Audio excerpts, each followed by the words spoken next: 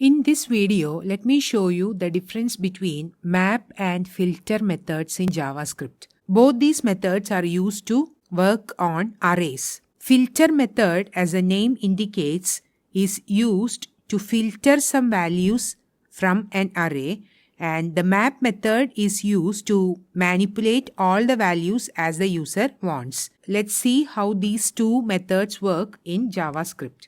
To illustrate this, I have already saved a basic HTML web page and changed the title to Map and Filter Methods. Now let me add the script section and we will add the code there. So first let us see how to use the filter methods.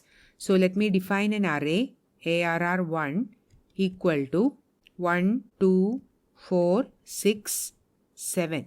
This is the array I am defining, and let me specify another array in which the filtered values will be saved, and we have to specify arr1.filter, and what I need to pass is a function. This function will filter the values from the array.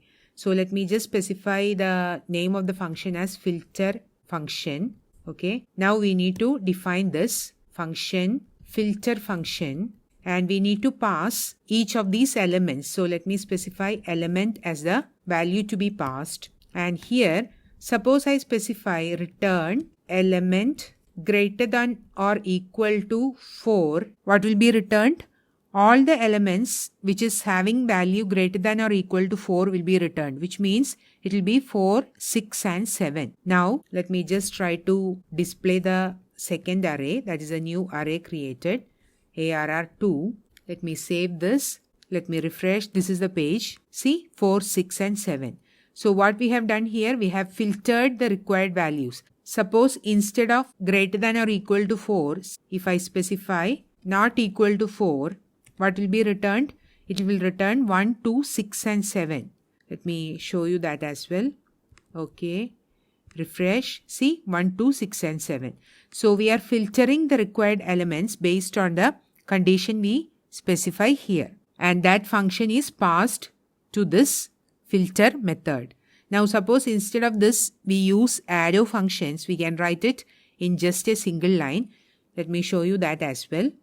So let me change this to let, that is the modern JavaScript, and here let arr2 equal to arr1.filter, and here I am going to specify just the arrow function, which means I need to specify the argument, then the arrow, and what should be returned, that also should be specified.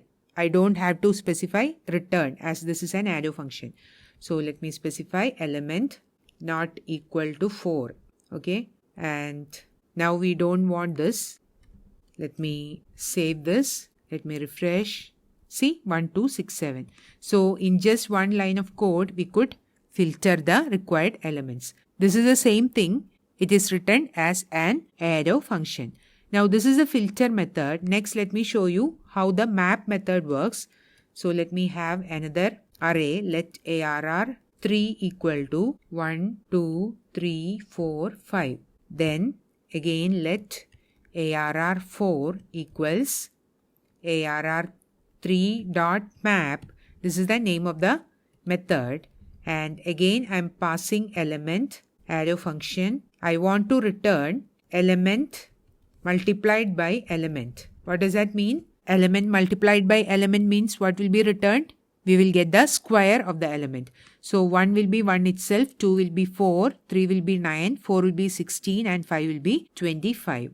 So instead of alert array 2, let me specify alert array 4, arr4. Okay. Now let me save this. Let me refresh. See, 1, 4, 9, 16, 25. So here on every value, the function got executed and we are getting the result. So for all the values, we are getting a corresponding result. But in this case, we are filtering the values from this array based on the past condition. So these are the two methods we can use on arrays.